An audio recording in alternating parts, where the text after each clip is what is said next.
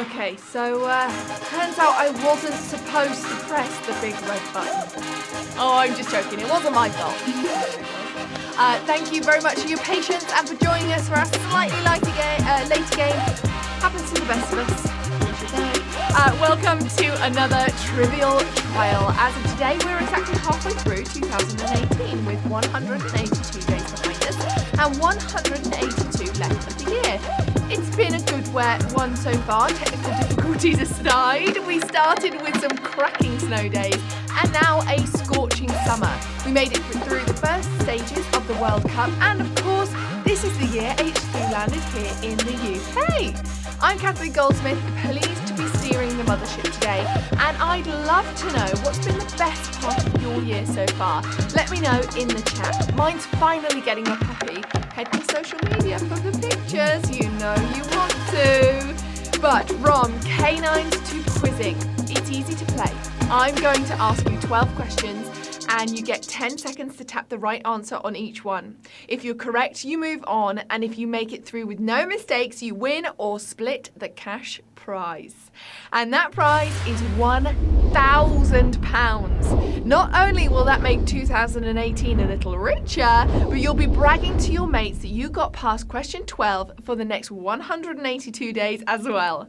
But let's not get ahead of ourselves. There's 12 tricky cues to battle through, so here we go. Q1. What do the letters HD stand for on an HD TV? Hungry Dino, High Definition, Hilarious Dreams. HD first coined back in 1936, would you believe? Now, we won't accept anything less than HD, but what are we being so stubborn about? Feeding our eyes rather than our prehistoric stomach? It's high definition, of course, and that has just evolved with what that means. Really well done. 106,000 of you going through. Well done. HD has become the standard video format now, replacing the old Lego brick definition that we grew up with. Q2. Which of these was a worldwide hit for Pharrell Williams? Under the Weather, Slightly Disappointed, Happy. Did you know that Pharrell Williams is in his 40s? That man has either got a time machine or really good skin serum. He really hit us in the feels with this one, but which emotion was Pharrell sharing us with?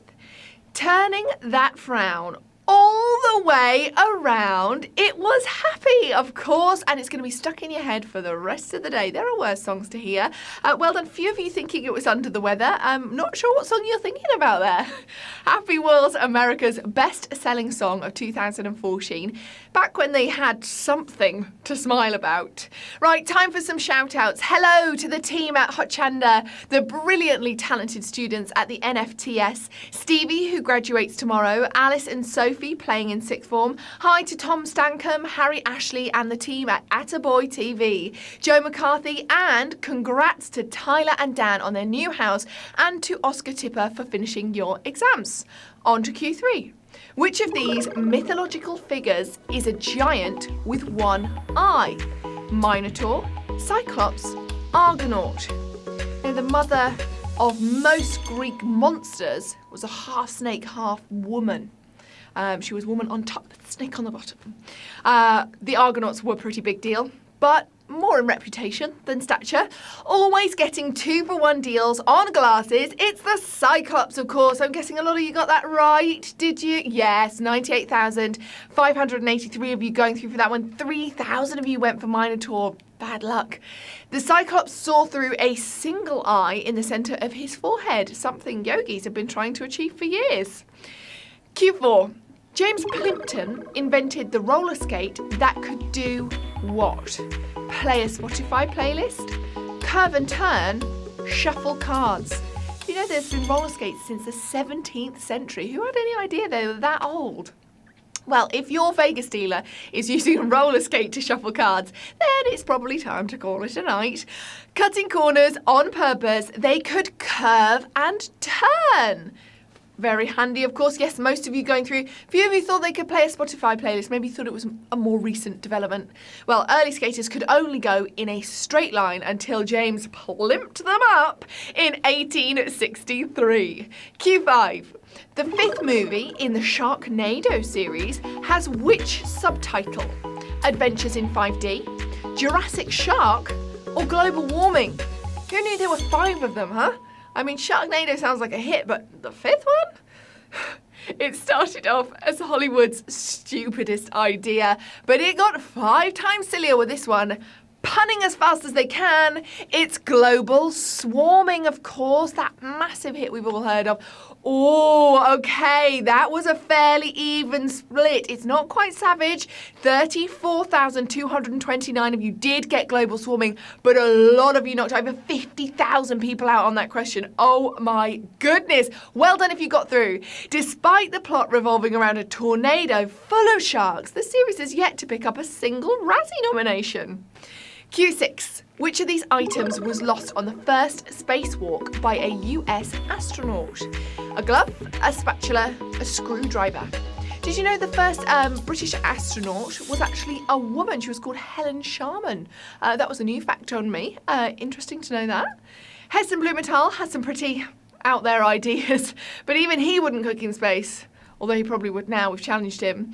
Worn in pairs, unless you're MJ, it was a glove that was left in space. How many of you got that? Okay, that one's savage. Absolute savagery there.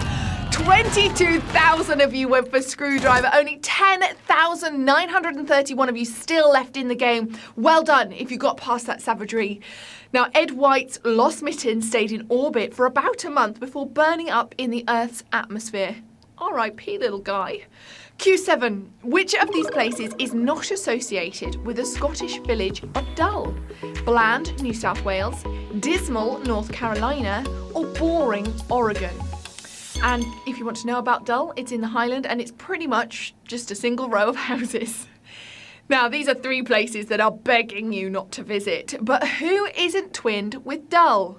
Making Bland sound grand, it's Dismal, North Carolina. How many of you going for this one? Okay, still 5,000 of you down already. We're only question 7. Really well done. Congratulations to the 5,000 of you going through.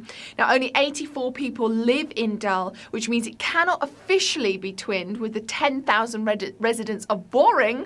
Doesn't stop them pretending, though. Q8. Which of these is the correct Empire Strikes Back quote?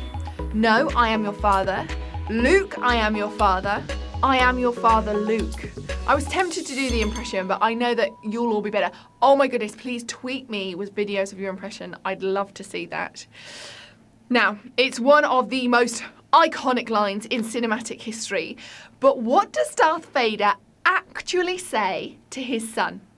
Leaving Luke's name out of it, it's no, I am your father. I'm intrigued by this one. Oh, do you know what? I'm doing it. It's double savagery. Second savagery in 2,279 of you going through, but a couple of you quite a few of you going for that other one. Lots of you thought it was Luke, I am your father. I mean, we kind of all thought it was that, didn't we? The common mix-up is attributed to the Mandela effect, where we all remember the same thing incorrectly. Q9. Which of Henry VIII's wives married the most times? Catherine Howard, Catherine of Aragon, Catherine Parr. Henry's my favourite king, obviously, because he's a fellow Ginge, as were many of the Tudors, making them my favourite royal family of all time. Henry loved weddings so much he had 6 of them. But which of my fellow Catherines was an Isle addict herself? The mama of getting remarried. It's Catherine Parr. Lots of you doing your exams. Maybe this will help you out. Oh my goodness. Triple savagery. Triple savagery on this afternoon's HQ game. Oh my word. What is going on? Lots of you thought it was Catherine of Aragon. Can't even say my own name. Catherine of Aragon. Really well done if you got that one right on Catherine Parr. You have fought your way through so far. The one that survived had 4 husbands of her own, somehow resisting the urge to behead any of them. Right, Q10. Which of these is the largest unit of data? Brontobyte, zettabyte, yottabyte. We've had a tricky quiz so far. I hope that you're going to be able to get through this one. Really testing your brain power today. Now, these are 3 massive munches, but which of these bites is the biggest? Holding dino loads of data, it's a Bronto bite. Did you get that one? Oh, I'm for keeping one. Oh my goodness! That is the 4th savage question of the quiz. I cannot believe what's happening here. 4 lots of savagery in a row. Only 104 of you at question 10. Oh my word. Okay, let's calm down. Let's get ready. Brace yourselves. We've got 2 more to go. A Brontobyte is the same as sextillion gigabytes, which should be just enough to cover all my dog photos. Q11. What was the most geotagged Asian city on Instagram in 2017? Bangkok, Tokyo, Jakarta. Now, most people think that the most visited city was actually Hong Kong. Obviously, just less tech-savvy people go there, maybe. But it's one of these. Which one do you think? Well, cities don't come more stunning than this lot. But who's been clogging up our Instagram feeds? The captivating capital of Indonesia. It's Jakarta. Oh my goodness, keeping my fingers crossed for you now. Oh, okay, the majority did go to Jakarta, but that means we've only got 85 people left. Pouty poses at the ready, you 85, because we're snapping in to the final round, starting with over 100,000 people. We're down to just 85. 4 lots of savagery and 4 players coming back in, using your extra lives. Are you ready for the final question? Q12. The co-founder of which Ivy League university made his fortune in the telegraph business? Yale, Harvard, Cornell. Okay, there are quite a few of you there now. Not so many as we started with. Lots of savagery. Do you know the answer? Ezra founded Western Union. But which of these schools did he also set up?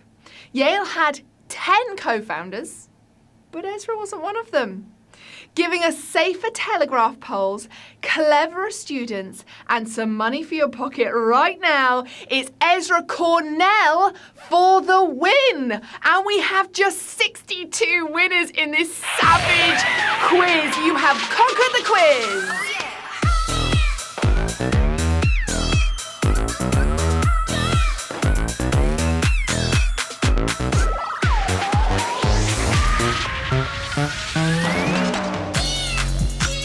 That's right, the 62 of you conquering the quiz today. I tell you what, after all that savagery, you can be seriously proud of yourself. O'Connell, Caitlin, you look, I bet that face is there right now, having won the quiz. I bet that's exactly what the view from your phone is.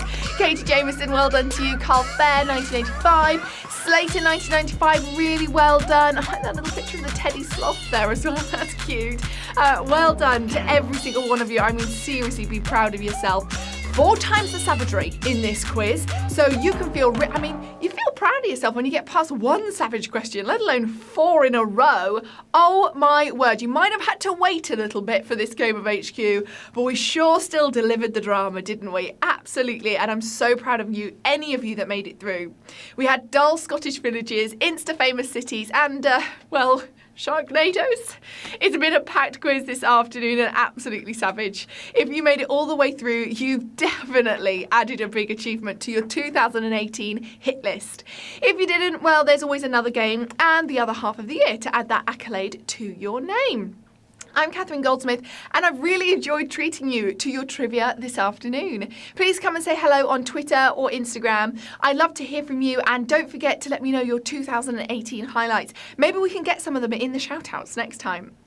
Now, your next shot at Quizzing Greatness is at 9 p.m. tonight, so make sure you join us then for another chance to win some extra cash.